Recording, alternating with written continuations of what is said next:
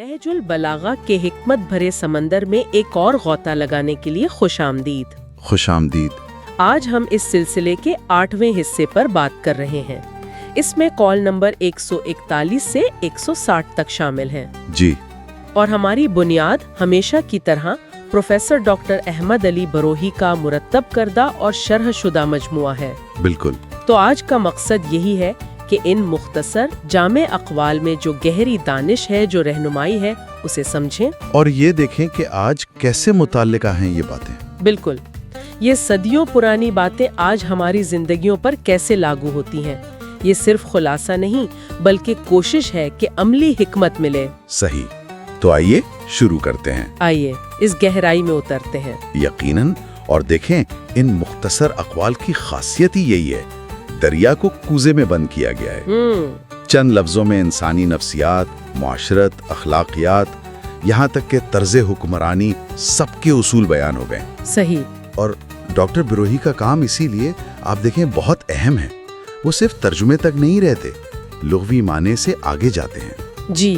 बल्कि वो हर कौल के समाजी, नफ्सियाती, मजहबी और कहीं कहीं तो फलसफियाना पहलू भी सामने लाते हैं। और यही चीज उन्हें आज भी इतना रेलेवेंट बनाती है ना? बिल्कुल। मुझे यही बात हमेशा मुतासिर करती है कि ये वक्त और ज़माने की कैद से कैसे आज़ाद हैं। आज भी लगता है कि जैसे हमारे लिए ही कहे गए हैं। बिल्कुल। तो चले गुफ्तगू का आगाज उन अक़वाल से करते हैं जो इंसान की अंदरूनी कैफियत, उसकी बातनी मजबूती, किरदार साजी, इस पर जोर देते हैं। ठीक है। एक कॉल जो फौरन ज़हन में आता है वो है कॉल नंबर 150, अस्सब्रो मिफ्ताहुल फरज। जी। यानी सब्र कुशादगी की कुंजी है। सादा सी बात लगती है ना? लगती है, लेकिन इसमें गहराई बहुत है। हाँ, डॉक्टर बरोही इसकी वजाहत में कहते हैं कि ये सिर्फ झेलना नहीं है, मुश्किलात को बर्दाश्त करने के अमल में ही हल के रास्ते छुपे हैं। सही। उनका तबसरा भी है, सब्र का फल मीठा होता है। ये आम कहावत है, लेकिन यहाँ इसका वजन बढ़ जाता है। ये नुक्ता बहुत अहम है। मतलब सब्र कोई पैसिव चीज नहीं है। ये नहीं कि बस हाथ पे हाथ धरे बैठे रहें। हाँ बिल्कुल। ये तो एक फाल हिकमत अमली है, इस्तिकामत है, जो आखिरकार कामयाबी या कुशादगी का दरवाजा खोलती है। ये सिर्फ वक्त गुजारना नहीं, बिल्कुल नहीं, बल्कि उस दौरान अपनी ज़हनी और रूहानी हालत को मुस्बत रखना, मुस्तहकम रखना, ताकि मौका आने पर फायदा उठाया जा सके। डॉक्टर बरोही इसी फाल पहलू पर जोर देते हैं। और इसी इस्तिकामत से जुड़ी एक और खूबी है कॉल नंबर 146 में, अश-शुजाअतु गलबतुल हवा। जी हाँ। यानी शुजाअत ख्वाहिशात पर काबू पाना है।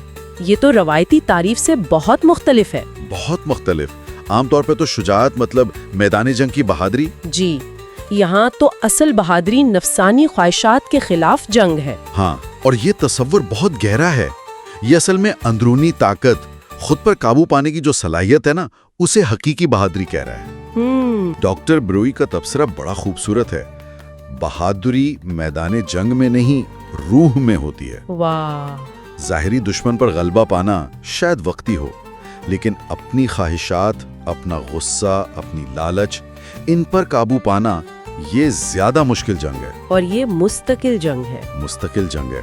तो शुजाअत यहाँ एक इखलाकी कुव्वत बनकर सामने आती है। और जब इंसान ख्वाहिशात पर काबू पाता है, सब्र सीखता है, तो शायद नतीजा अच्छे अखलाक की सूरत में निकलता है। हो सकता है। कॉल नंबर 154 कहता है, अल-हसनुल खुलुक़ी खैरु क़रीना।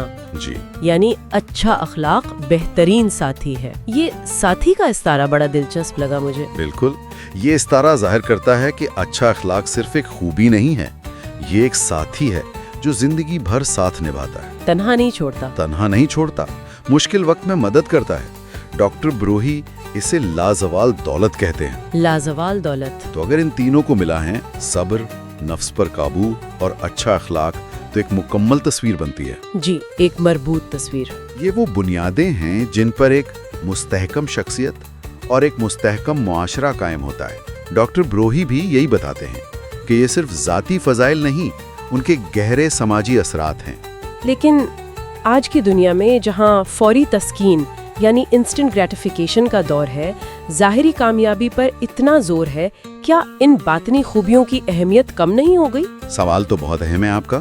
صبر کو تو بعض اوقات کمزوری سمجھا جاتا ہے، خواہشات کی پیروی آزادی، اور اخلاق وہ تو ذاتی معاملہ ہے۔ یہی تو چیلنج ہے، اور ڈاکٹر بروہی کے تجزیے بھی اسی طرف اشارہ کرتے ہیں۔ آج کے دور میں شاید ان اقوال کی ریلیونس پہلے سے بھی زیادہ ہے۔ کیسے؟ دیکھیں، تیز رفتار زندگی میں صبر کی ضرورت بڑھ گئی ہے۔ مادہ پرستی، سوشل میڈیا کا دباؤ، اس میں نفس پر قابو پانا اور مشکل ہو گیا ہے۔ اور یہ جو گلوبلائز دنیا ہے، مختلف لوگوں کے ساتھ رہنا ہے، تو اچھے اخلاق کی اہمیت تو کئی گنا بڑھ گئی ہے۔ صحیح۔ اصل سوال یہ ہے، اور یہ ڈاکٹر بروہی کے عوامی سوالات سے بھی جھلکتا ہے، کہ کیا ہم فرد کے طور پر، معاشرے کے طور پر ان اندرونی کردار بنانے والی خوبیوں کو وہ اہمیت دینے کو تیار ہیں جو ہم باہر کی کامیابیوں کو دیتے ہیں، یا یہ صرف کتابی باتیں رہ گئی ہیں؟ ہاں، یا یہ صرف اچھی باتیں ہیں؟ یہ واقعی سوچنے کی بات ہے۔ اچھا، اب ذرا اس موضوع کی طرف آئیں جسے نہج البلاغہ میں مرکزی حیثیت حاصل ہے، علم و حکمت۔ جی، علم۔ یہاں ایک قول ہے جو مجھے ہمیشہ بہت متاثر کرتا ہے، قول نمبر 143، الحکمت دالۃ المومن۔ جی ہاں، حکمت مومن کی گمشدہ میراث ہے۔ یہ گمشدہ میراث کا جو فکر ہے نا، بڑا معنی خیز ہے۔ بہت معنی خیز۔ یہ علم اور حکمت کے حصول کے لیے ایک زبردست تحریک دیتا ہے۔ کیسے؟ یہ کہتا ہے کہ حکمت آپ کی اپنی چیز ہے، آپ کی میراث ہے، جو کہیں کھو گئی ہے، اب آپ کا کام ہے اسے ڈھونڈنا، جہاں سے بھی ملے۔ جہاں سے ملے، کسی بھی ذریعے سے، کسی بھی ثقافت سے، کسی بھی انسان سے۔ یہ ہر قسم کی تنگ نظری، ہر قسم کے تعصب کو رد کرتا ہے علم کے معاملے میں۔ ڈاکٹر بروئی اس کی تشریح میں لکھتے ہیں کہ حکمت پر اپنا حق جتانا ایسا ہے جیسے اپنا کھویا ہوا خزانہ واپس مانگنا۔ اس میں کوئی جھجک نہیں ہونی چاہیے۔ واہ، یہ تو علم کے لیے ایک بہت کھلے رویے کی دعوت ہے۔ آفاقی رویہ۔ بالکل۔ اور پھر وہ مشہور قول نمبر 149، العلم سلطان۔ جی، یعنی علم طاقت ہے، علم بادشاہت ہے۔ یہ تو آج کل بہت دہرایا جاتا ہے۔ جی، خاص طور پر نالج اکانومی کے دور میں۔ جی ہاں، بہت۔ لیکن کیا یہ طاقت صرف دنیاوی اثر و رسوخ ہے؟ یہ اہم سوال ہے۔ بظاہر تو یہ قول علم کو طاقت، اثر و رسوخ، کنٹرول کا ذریعہ بتاتا ہے۔ ڈاکٹر بروئی کا تبصرہ بھی یہی ہے کہ قلم کی حکمرانی تلوار سے زیادہ دیر پا ہوتی ہے۔ جی، لیکن نہج البلاغہ میں علم کا تصور اس سے کہیں زیادہ وسیع ہے۔ جیسا آپ نے اشارہ کیا، فوراً بعد قول نمبر 150 آتا ہے، العلم حیات القلب۔ علم دل کی زندگی ہے۔ ہاں، تو علم صرف بیرونی طاقت یا سلطنت نہیں ہے، وہ اندرونی زندگی بھی ہے، روح کی غذا ہے، بصیرت کا ذریعہ ہے۔ تو دونوں کو ملا کر پڑھنا چاہیے۔ بالکل، دونوں کو ملا کر پڑھیں تو علم کی ایک متوازن تصویر سامنے آتی ہے، وہ طاقت جو ذمہ داری کے ساتھ آئے، اور وہ زندگی جو دل کو روشن کرے۔ تو گویا علم کا مقصد صرف طاقت کا حصول نہیں، بلکہ انسانیت کی تکمیل ہے۔ بالکل، ڈاکٹر بروہی اپنی تشریحات میں اسی توازن پر زور دیتے ہیں۔ علم اگر صرف سلطنت بن کر رہ جائے اور دل کی زندگی نہ بنے تو وہ تباہی بھی لا سکتا ہے۔ صحیح۔ لیکن اگر علم دل کو زندہ کرتا ہے، انسان میں بصیرت، ہمدردی پیدا کرتا ہے، تو وہ حقیقی معنوں میں طاقت بنتا ہے، فرد کے لیے بھی، معاشرے کے لیے بھی۔ اور آج کل تو معلومات کا سیلاب ہے۔ جی ہاں، تو یہ فرق کرنا بہت ضروری ہے کہ کون سا علم محض ڈیٹا ہے، کون سا علم طاقت کے غلط استعمال کا ذریعہ بن سکتا ہے، اور کون سا علم واقعی دل کی زندگی بخشتا ہے، حکمت تک لے جاتا ہے۔ یہ علم کے مقصد پر ایک نئی روشنی ڈالتا ہے۔ اچھا، اب کچھ انتباہات کی طرف آتے ہیں جو ان اقوال میں ہیں، خاص طور پر منفی جذبات اور رویوں کے بارے میں۔ جی، قول نمبر 148 تو بہت سخت ہے، الحسد یأکل الایمان کما تأکل النار الحطب۔ ہاں، حسد ایمان کو ایسے کھا جاتا ہے جیسے آگ لکڑی کو۔ یہ تشبیہ تو خوفناک ہے۔ یہ تشبیہ حسد کی تباہ کاری کو پوری طرح واضح کر دیتی ہے۔ جیسے آگ لکڑی کو جلا کر راکھ کر دیتی ہے نا، اس کا وجود ختم۔ بالکل۔ اسی طرح حسد انسان کے اندر کی نیکی، روحانیت، ایمان سب کو ختم کر دیتا ہے۔ یعنی حاسد دوسروں کو نقصان پہنچانے سے پہلے خود کو جلا رہا ہوتا ہے۔ بالکل، وہ اپنے اندر کی خوبیوں کو جلا رہا ہوتا ہے۔ ڈاکٹر بروہی کا تبصرہ بھی یہی ہے، حسد ایک سست رفتار خودکشی ہے۔ سست رفتار خودکشی، کیونکہ حسد کرنے والا مسلسل ایک اندرونی اذیت میں رہتا ہے۔ اور حسد کی طرح ایک اور جذبہ ہے جس سے خبردار کیا گیا ہے، غصہ۔ کال نمبر 155، الغضب مفاتیح الشر، جی، غصہ برائی کی کنجی ہے۔ اسے کنجی کیوں کہا؟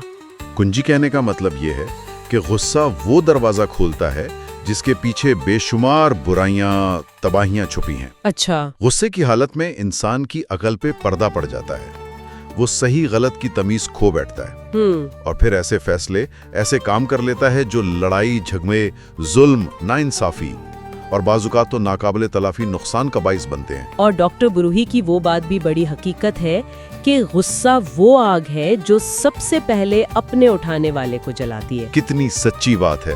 غصہ کرنے والے کا اپنا سکون، اپنی صحت، اپنی ساکھ سب سے پہلے متاثر ہوتی ہے۔ تو یہ قول غصے کو تمام برائیوں کا نقطۂ آغاز قرار دیتا ہے۔ تو حسد اندر سے کھاتا ہے اور غصہ باہر کی دنیا میں تباہی لاتا ہے۔ صحیح۔ اچھا، ان منفی جذبات کے ساتھ ساتھ ایک سماجی رویے کے بارے میں بھی بڑی اہم رہنمائی ہے۔ کال نمبر 158، المؤمن من نصحک فی الخفاء۔ جی، مومن وہ ہے جو تمہیں تنہائی میں نصیحت کرے۔ یہ آج کل کے دور میں کتنا اہم ہے، بہت زیادہ۔ جہاں سر عام تنقید، شرمندہ کرنا، یہ تو عام سی بات ہو گئی ہے۔ یہ قول اصل میں اصلاح اور تنقید کے آداب کا ایک بنیادی اصول بتا رہا ہے۔ حقیقی خیرخواہی یہی ہے کہ اگر کسی کی غلطی بتانی ہے، کوئی مشورہ دینا ہے، تو اس کی عزت نفس کا خیال رکھا جائے، تنہائی میں، کیونکہ تنہائی میں نصیحت کا مقصد اصلاح ہوتا ہے، جبکہ سرعام تنقید اکثر تذلیل بن جاتی ہے، رسوائی کا باعث بنتی ہے، اور اس سے اصلاح کہاں ہوتی ہے، الٹا ضد پیدا ہو جاتی ہے۔ بالکل، ضد اور نفرت پیدا ہوتی ہے۔ ڈاکٹر بروہی کا جملہ کتنا خوبصورت ہے، تنہائی میں نصیحت تحفہ ہے، سرعام زخم۔ واہ، تحفہ اور زخم۔ جی، آج کل سوشل میڈیا پر جو پبلک شیمنگ ہوتی ہے، یہ قول تو اس کے بالکل الٹ ہے۔ یقیناً آج کی ڈیجیٹل دور میں یہ قول پہلے سے کہیں زیادہ اہم ہو گیا ہے۔ صحیح۔ جہاں ہر کسی کو پلیٹ فارم ملا ہوا ہے رائے دینے کا، وہاں یہ بھول جانا بہت آسان ہے کہ الفاظ کیسے زخم لگا سکتے ہیں۔ جی، یہ قول ہمیں یاد دلاتا ہے کہ نصیحت اور تنقید کا مقصد تعمیر ہونا چاہیے، تخریب نہیں۔ اور یہ خود سے سوال پوچھنے پر بھی مجبور کرتا ہے کہ ہماری نیت کیا ہے۔ بالکل، جیسا کہ ڈاکٹر بروہی کے تجزیے سے بھی لگتا ہے، جب ہم کسی پر تنقید کر رہے ہوتے ہیں تو کیا ہم واقعی اس کی بھلائی چاہتے ہیں یا صرف اپنی برتری جتلانا یا اسے نیچا دکھانا مقصد ہے؟ یہ نیت کا سوال واقعی کلیدی ہے۔ چلیں اب آخری حصے کی طرف بڑھتے ہیں، قناعت اور انصاف۔ اہم موضوعات۔ کال نمبر 144 ہے الرضا یجمع النعام۔ اس کا ترجمہ ہے قناعت نعمتوں کو جمع کرتی ہے۔ لیکن یہ رضا کا لفظ، یہ صرف قناعت سے زیادہ گہرا نہیں؟ آپ نے بالکل صحیح پکڑا۔ رضا میں قناعت تو ہے ہی، ساتھ میں شکر گزاری اور اللہ کی تقسیم پر اطمینان۔ تو قول یہ بتا رہا ہے کہ جب انسان جو ملا ہے اس پر راضی رہتا ہے، شاکر رہتا ہے، تو یہ رویہ خود مزید نعمتوں کو کھینچتا ہے۔ وہ نعمتیں مادی بھی ہو سکتی ہیں، روحانی بھی۔ بالکل، مادی بھی اور روحانی بھی، جیسے دل کا سکون، اطمینان، لوگوں کی محبت۔ ڈاکٹر بروہی اسے سکون کا خزانہ کہتے ہیں۔ سکون کا خزانہ؟ جی، یہ اندرونی دولت ہے جو باہر کے حالات پر منحصر نہیں۔ اور آج کا جو صارفیت کا دور ہے نا، کنزیومرزم، جی، جو ہمیں سکھاتا ہے کہ خوشی ہمیشہ اگلی چیز خریدنے میں ہے، اس کے لیے تو یہ بہت بڑا چیلنج ہے۔ بالکل انقلابی تصور ہے۔ جی، اور معاشرتی سطح پر سکون اور استحکام کے لیے کال نمبر 159، العدل افضل السیاسہ۔ جی، انصاف بہترین حکمت عملی ہے۔ یہاں انصاف کو صرف اخلاقی قدر نہیں کہا، بلکہ ایک عملی پالیسی، ایک اسٹریٹجی کہا ہے۔ یہی تو اس کال کی خوبصورتی اور گہرائی ہے۔ یہ نہیں کہہ رہا کہ انصاف ایک اچھی چیز ہے، یہ دعویٰ کر رہا ہے کہ ریاست کو یا کسی بھی ادارے کو چلانے کے لیے سب سے مؤثر، سب سے کامیاب، سب سے پائیدار حکمت عملی ہی انصاف ہے۔ اچھا، جہاں انصاف ہوگا وہاں عوام کا اعتماد ہوگا، معاشرے میں استحکام ہوگا، نظام ترقی کرے گا۔ اور جہاں ناانصافی ہو؟ ناانصافی شاید وقتی طور پر طاقتور لگے، لیکن وہ آخرکار نظام کو اندر سے کھوکھلا کر دیتی ہے۔ ڈاکٹر بروہی کا تبصرہ اسی حقیقت کا نچوڑ ہے کہ کوئی تخت ناانصافی پر قائم نہیں رہ سکتا۔ یہ تو تاریخی سچائی ہے۔ بالکل۔ تو اگر ہم ان تمام اقوال کو دیکھیں، صبر، خود پر قابو، اچھا اخلاق، علم کی جستجو، منفی جذبات سے بچنا، قناعت، انصاف، اس سب کا کیا مطلب نکلتا ہے آج ہمارے لیے؟ دیکھیں، ان سب کا مجموعی پیغام میرے خیال میں یہ ہے کہ حقیقی کامیابی چاہے فرد کی ہو یا معاشرے کی، وہ ظاہری نمود و نمائش یا صرف مادی ترقی میں نہیں ہے، بلکہ باطنی اور اخلاقی قدروں کو رفلانے میں ہے۔ یہ اقوال ہمیں یاد دلاتے ہیں صبر اور خود پر قابو سے اندرونی طاقت ملتی ہے۔ اچھا اخلاق تعلقات کو مضبوط کرتا ہے، علم دل کو روشن کرتا ہے، صحیح راہ دکھاتا ہے۔ حسد اور غصے سے بچنا روح کو بچاتا ہے۔ بالکل، قناعت دل کو غنی کرتی ہے، اور انصاف پورے نظام کو قائم رکھتا ہے۔ یہ سب چیزیں آپس میں جڑی ہوئی ہیں۔ جی، ایک منصفانہ معاشرہ تبھی بنے گا جب اس کے لوگوں میں صبر، قناعت، اچھے اخلاق جیسی خوبیاں ہوں، اور یہ خوبیاں علم اور حکمت کی روشنی میں ہی پنپ سکتی ہیں۔ تو پھر بڑا سوال پھر وہی ہے۔ ہاں، ڈاکٹر بروئی کے کام کی روشنی میں بڑا سوال آج یہی بنتا ہے کہ کیا ہم ان اصولوں کو، خاص طور پر انصاف کو، واقعی اپنی زندگیوں، اپنے اداروں، اپنی پالیسیوں کی بنیاد بنانے کو تیار ہیں؟ یا یہ صرف اچھی باتیں ہیں جو کتابوں میں لکھی ہیں؟ بالکل، یا صرف نعرے ہیں؟ تو آج کی اس گفتگو میں ہم نے نہج البلاغہ کے 8ویں حصے سے اقوال 141 تا 160 کا جائزہ لیا۔ جی، اور پروفیسر ڈاکٹر احمد علی بروئی کی تشریحات کی مدد سے ان میں چھپی حکمت کو سمجھنے کی کوشش کی۔ ہم نے دیکھا کہ کیسے صبر، نفس پر ضبط، کردار کی پختگی، علم کی اہمیت، منفی جذبات کی تباہ کاری، نصیحت کا درست طریقہ، قناعت کی برکت اور انصاف کی ناگزیریت، ان سب موضوعات پر کتنی جامع رہنمائی ہے۔ اور اہم بات یہ ہے کہ یہ رہنمائی کسی خاص وقت یا جگہ کے لیے نہیں ہے، یہ آفاقی اصول ہیں، ہر دور کے لیے، ہر دور کے انسان کے لیے مشعل راہ ہیں۔ یہ ہمیں دعوت دیتے ہیں کہ ہم اپنی ترجیحات پر نظر ثانی کریں۔ کیا ہماری زندگی کا محور صرف مادی چیزیں ہیں، یا ہم باطنی سکون، علم کی روشنی، اخلاقی بلندی، ان کو بھی اہمیت دیتے ہیں؟ ان اقوال پر غور و فکر کرنے سے ہمیں اپنی زندگی کے چیلنجز کو ایک مختلف زاویے سے دیکھنے میں مدد مل سکتی ہے، شاید بہتر فیصلے کرنے میں مدد ملے۔ اور جاتے جاتے ہمیشہ کی طرح ایک نقطہ سامعین کے لیے چھوڑ جاتے ہیں، غور و فکر کے لیے۔ ضرور۔ آج کی ساری گفتگو کی روشنی میں قول نمبر 157 بڑا چونکا دینے والا ہے۔ الموت خیر من رکوب العار۔ جی، موت ذلت اختیار کرنے سے بہتر ہے۔ بہت سخت بات ہے۔ بہت۔ آج کی دنیا میں جہاں بقا یعنی سروائیول کو اکثر سب سے بڑی قدر سمجھا جاتا ہے، سمجھوتوں کو دانشمندی کہا جاتا ہے، جی ہاں، کمپرومائز کو، وہاں یہ قول ہمیں سوچنے پر مجبور کرتا ہے کہ عزت، اصول، وقار، ان کی کیا قیمت ہے؟ کیا واقعی کچھ چیزیں ایسی ہیں جن کی خاطر جان بھی دی جا سکتی ہے، یا یہ ایک پرانی سوچ ہے جو آج کے حالات میں غیر متعلقہ ہو چکی ہے؟ یہ ایک بڑا سوال ہے۔ اس سوال پر غور کیجیے گا۔